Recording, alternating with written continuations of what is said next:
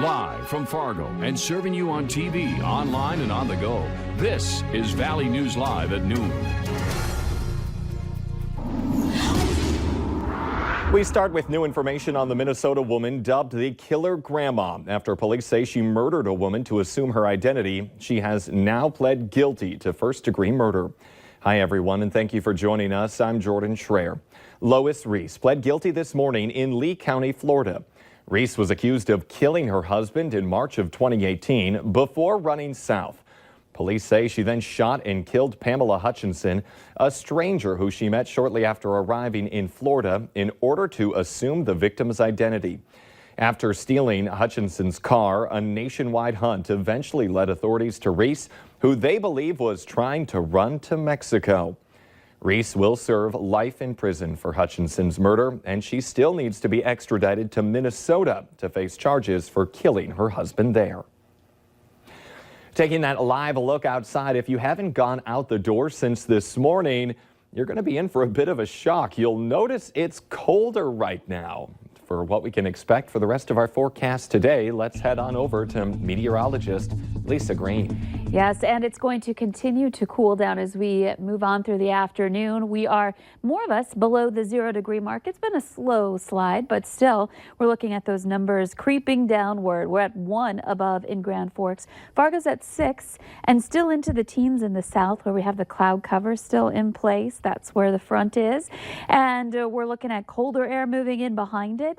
And wind speeds that at times do pick up. We're looking at a gust right now in Fargo to 26 miles per hour. So that does have an impact on how it feels out there, too. In addition, there have been a couple of areas where we've had a little bit of snow or some blowing snow if the wind picks up enough. Detroit Lake's reporting some snow right now, and visibility that is suspect down to 0 right now. So if that is the case, please be careful in that area. We are looking at clouds clearing at the Detroit Lakes area, so there might be some blowing snow out at the airport there causing some issues. And in addition to that, you can see Fargo's right on the edge of the cloud cover where you see the white that isn't moving on the map. That's the snowpack, so that means skies are clear and allowing us a view of the snow on the ground. So we're watching those clouds depart in Fargo now. We're going to have a sunny afternoon ahead, but a cold one. Those temperatures will continue to work their way downward, and we've got a frigid night ahead with temperatures into the double digits below 0. It won't last long, though. It won't be long till we start seeing those numbers go up. So we'll talk more about that in just a few minutes. All right. Thank you, Lisa.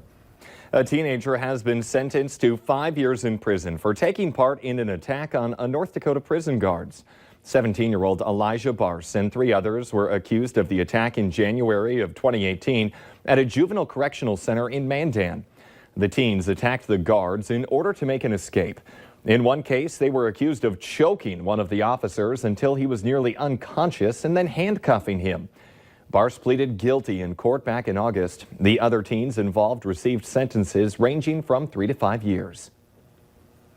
Hundreds of new parking spaces are coming to downtown Fargo. A development group is breaking ground tomorrow for the Mercantile, a parking garage at the corner of Broadway and 4th Avenue North.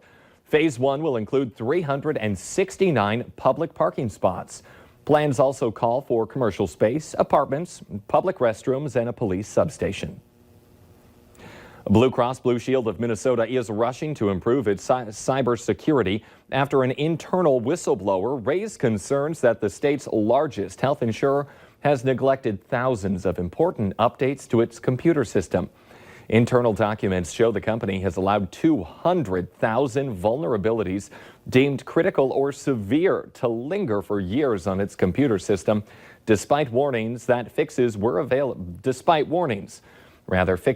available for a few of those errors.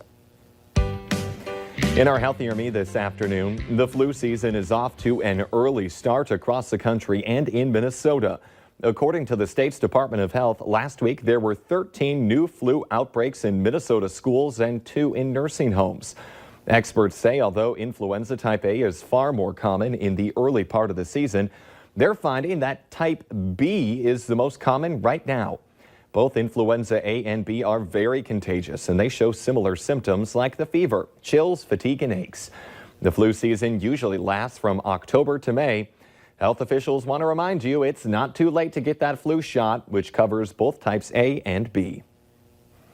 Now to a huge setback for airline maker Boeing. The company says it is shutting down production of the still grounded 737 MAX after the FAA suggested it could be several more months before that plane is approved to fly again.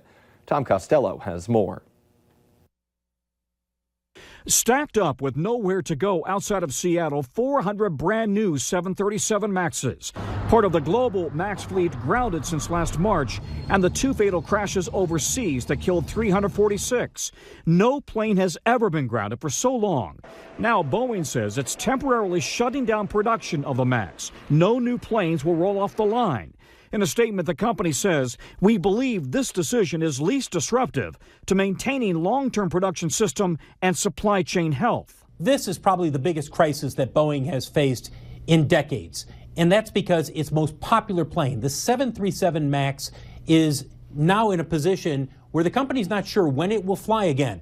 Boeing says it's not planning any layoffs or furloughs. Instead, it will shift employees to different work assignments. At the heart of the problem, a software system called MCAS that Boeing itself says played a role in the fatal crashes in Indonesia and Ethiopia. The MCAS software was added because the 737 MAX has heavier engines that can pull the nose of the plane up. MCAS was meant to level it down or trim the plane for normal flight. But the software misfired, pushing both planes into a death spiral.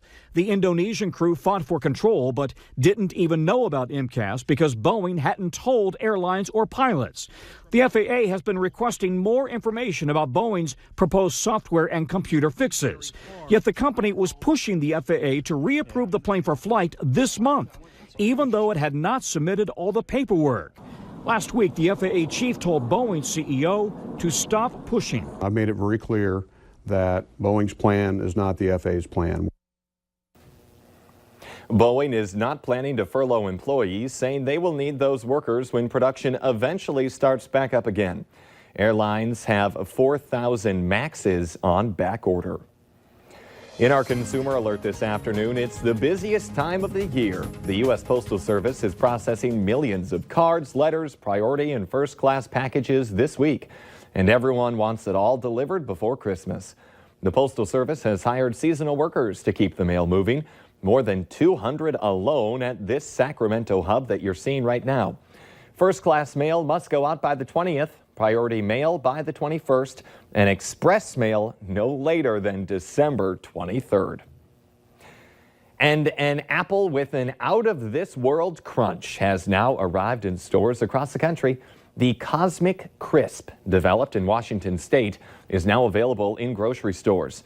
The apple is a cross between the Enterprise and the Honey Crisp varieties. It is a product of the Washington State University Tree Fruit Program. The apple was first bred back in 1997. Cosmic Crisps will be grown exclusively in Washington for the next decade.